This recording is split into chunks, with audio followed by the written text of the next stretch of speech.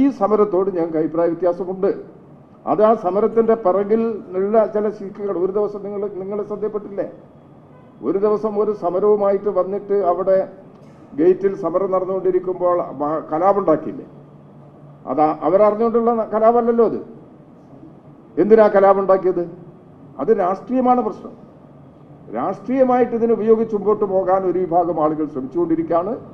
എല്ലാവരും യോജിച്ചു നിന്നുകൊണ്ട് ഈ പ്രശ്നങ്ങൾക്ക് പരിഹാരമുണ്ടാക്കാൻ അവരുടെ ഭാവിക്ക് സഹായകരമായ നിലപാട് സ്വീകരിച്ചു മുമ്പോട്ട് പോവുകയാണ്. യഥാർത്ഥത്തിൽ ആശാ വർക്കർമാരുൾപ്പെടെ അവരെ സ്നേഹിക്കുന്ന വിഭാഗം ആളുകൾ അത്തരമൊരു നിലപാടാണ് ഈ കാര്യത്തിൽ സ്വീകരിക്കുന്നത്. ഇത് രാഷ്ട്രീയ ലക്ഷ്യം വെച്ചുകൊണ്ട് മറ്റു വഴികളിലേക്ക് തിരിച്ചുവിടുന്നതിന് വേണ്ടിയുള്ള നീക്കമാണ് ഇപ്പോൾ നടത്തിക്കൊണ്ടിരിക്കുന്നത്.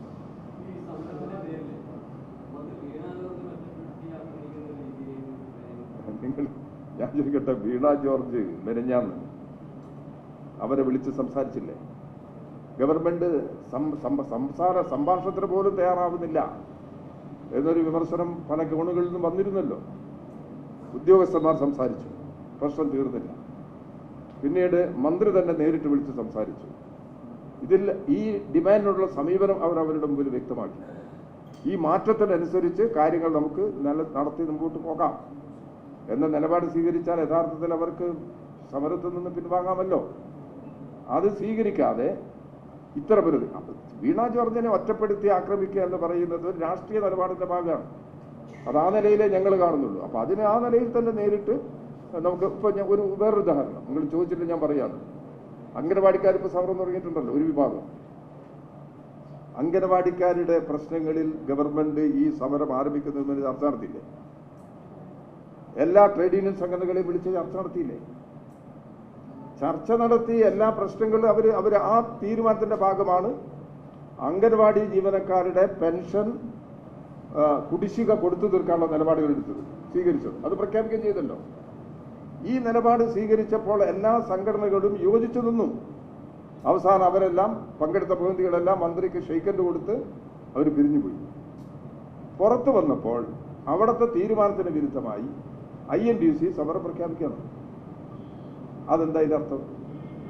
ഒരു ഡിസ്കഷനിൽ തീരുമാനമെടുത്തു കഴിഞ്ഞാൽ അല്ലെങ്കിൽ ആ തീരുമാനമെടുക്കുന്നതിനുള്ള ഭിന്നത പ്രകടിപ്പിക്കണം.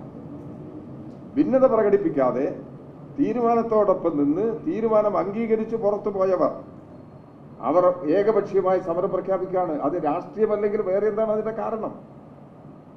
ജീവനക്കാരുടെ താല്പര്യങ്ങൾ സംരക്ഷിക്കുക എന്നുള്ളതാണോ? ഇവിടെ അംഗനവാടി ജീവനക്കാരെന്ന് പറയുന്നത് കേരളത്തിൽ ഏകദേശം 64,000-ഓളം ആളുകളുണ്ട്. 25,000-ൽ പരം ആളുകൾ ആശാ വർക്കർമാരാണ്. അവരുടെ പ്രശ്നങ്ങൾ ആകെയാണ് കാണുന്നത്. അത് ഏതെങ്കിലും ഒരു വിഭാഗത്തിന്റെ പ്രശ്നങ്ങൾ വേർതിരിച്ച് കാണുക എന്നുള്ളതല്ല. ആശാ വർക്കർമാർ ഈ 25,000-ൽ പരം വരുന്ന ആശാ വർക്കർമാരുടെ പ്രശ്നങ്ങൾ ഒന്നാണ്. അത് ആ നിലയിൽ പരിഹരിക്കപ്പെടണം. അംഗൻവാടി ജീവനക്കാരുടെ 64,000 പേരുടെ പ്രശ്നങ്ങൾ ഒന്നാണ്. അത് ആ നിലയിൽ പരിഹരിക്കപ്പെടണം. അതാണ് ഗവൺമെന്റ് സ്വീകരിക്കുന്ന സമീപനം. അതുകൊണ്ട് ഈ വിഷമം അനുഭവിക്കുന്ന ഈ ജീവനക്കാരുടെ പക്ഷത്താണ് ഇടതുപക്ഷ ജനാധിപത്യ മുന്നണി ഗവൺമെന്റ് എന്നുള്ളത് ഇനിയെങ്കിലും അവർ തിരിച്ചറിഞ്ഞ് അവരുടെ ഭാവിക്ക് സുരക്ഷിതത്വമുണ്ടാക്കുന്ന ശരിയായ നിലപാടുകളിലേക്ക് എത്തിച്ചേരുന്നതിന് തയ്യാറാണ്. അത്തരം പ്രശ്നങ്ങളെക്കുറിച്ച് അവർ സംഭാഷണം നടത്താൻ തയ്യാറാണ്. നമുക്ക് ഇനി സംഭാഷണം നടത്തി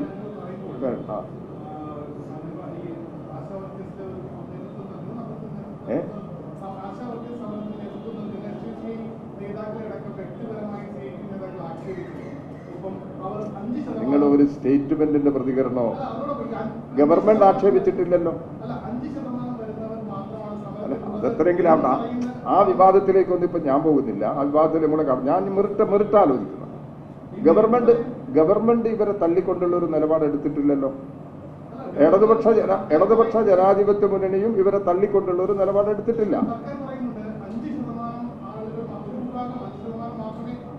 അല്ല, അത് പിന്നെ ഒരു യാഥാർത്ഥ്യം പറഞ്ഞത് മാത്രമേ ഉള്ളൂ. ഒരു യാഥാർത്ഥ്യം പറഞ്ഞത് മാത്രമേ ഉള്ളൂ.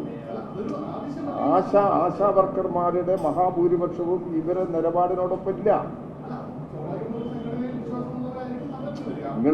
നിങ്ങൾ സംഘടനയെക്കാളൊക്കെ ഉപരിയാണ് ഓരോ മേഖലയിലുള്ള ആളുകളുടെ ജീവിത പ്രശ്നങ്ങൾ. ആ ജീവിത പ്രശ്നങ്ങളെല്ലാം ഒന്നാണ്. ഏത് സംഘടനയിൽപ്പെട്ടവരായാലും.